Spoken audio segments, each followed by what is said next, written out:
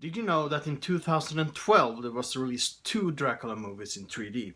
One of them was this Indian film, which is so bad I really never want to watch it again. The other one is Dario Argento's Dracula 3D.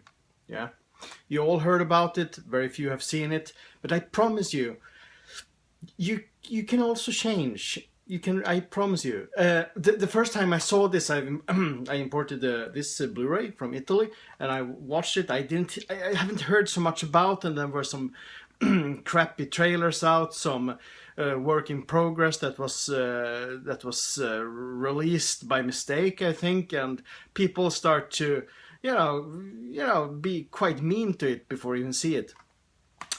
But I sat down and I watched it, and I felt that this Dracula here, I really need to move.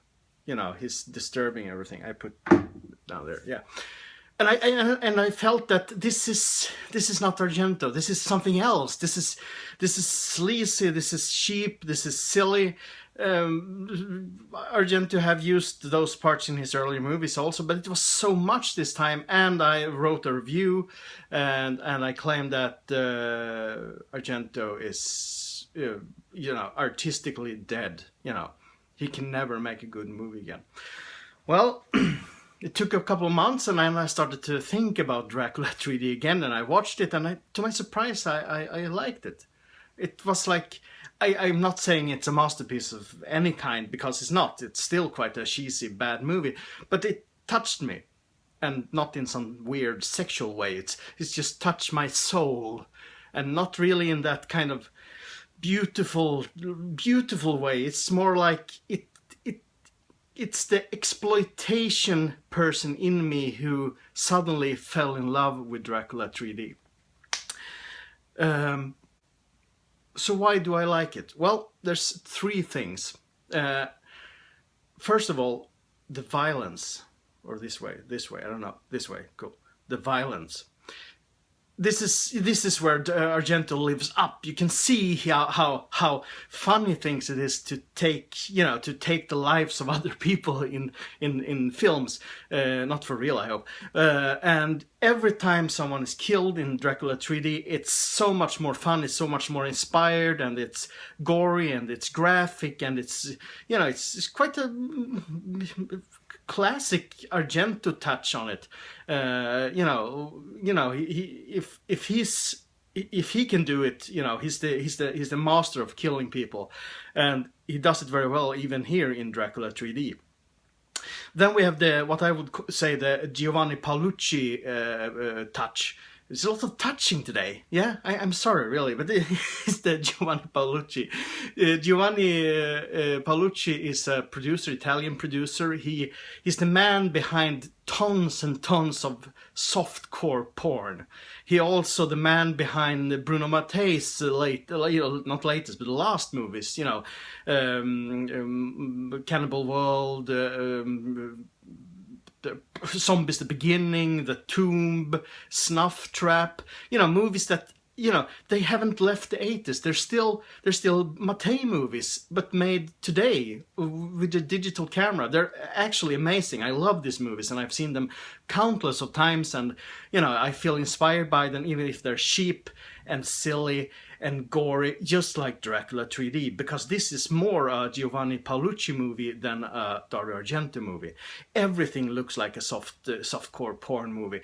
You have very, very stylized sex scenes, it's like from some kind of cable movie. It looks terrible, and it's not really Argento to do stuff like this either. His sex for Argento has always been non-existent, more or less. Look back at his movies, and they can talk about sex, they can reference sex, but they rarely have sex. But in Dracula 3D, you have that, and I think that's because of Paolucci. Now, I don't like Paolucci because he kidnapped Argento and tried to make his own movie with the name of Argento. But I still like it anyway. Then you have to also understand that after that first shock of seeing Dracula 3D in shot with some kind of digital camera, high definition, of course, you will start seeing, I promise you will start noticing how beautiful this movie is. Let's do an experiment, not here because I can't do it here, but turn off the color on your TV and turn off the music, the sound, and you will see that Dracula 3D is shot almost exactly like a silent movie from the 20s, with the same kind of lighting, the same kind of auras and vignettes around people, and the same kind of frame. He's framing the movie very theatrical, very stylized theatrical. You rarely see people from different angles. They just come inside the room and they do their scene and they walk out again. It's a very silent movie. And not Mel Brooks silent movie. It's like the classic silent, which I appreciate. The cinematographer is Luciano Tovoli, which he's no stranger for Argento. He shot both Tenebrae and Suspiria, two movies that are completely different in visual style, and this is also completely different. You can't compare this one with Suspiria or Tenebrae, but it also shows Tovoli's lust for experimenting, and which he does here. Sometimes it doesn't really work because he has some problem with the exposure. A lot of scenes are a bit too bright, and I don't think that has to do with the actual master being used for Blu-ray. I think they wasn't really sure how to work with the 3D and the camera at this time, but they did it, and most of it looks great. Tovoli also shot a movie for Michelangelo Antonioni, The Mystery of Oberwald, which is a movie that came out, I think, in 1980. It's one of the first big major movies and art movies also shot on tape, shot on video, which was a controversy at the time and still seems to evoke a lot of discussions around it. But also, there's another proof of his willingness to experiment and do something different. So, come on, relax. Dracula 3D might not be the best movie ever made, but it's not the crappiest film ever. Thomas Kretschmann as Dracula, he's so-so, I admit that. Rutger Hauer as Van Helsing, he's terrible. It's like he wants to be somewhere else. Dario Argento, bless her, I like her, but she's not good at all here.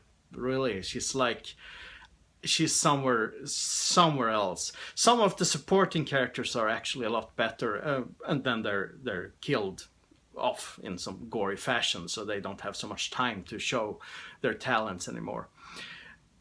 But except that, you have to understand that Dracula 3D is exploitation. It's produced by an exploitation producer, Paolucci.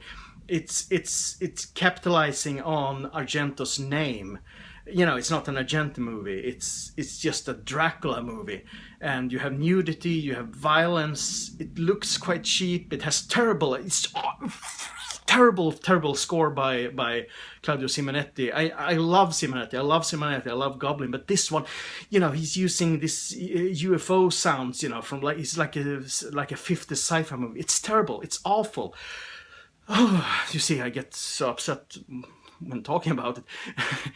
But, if you just have to accept that. And suddenly, if you accept all those parts into one big, sleazy, gory piece of Italian exploitation, you have a quite funny movie.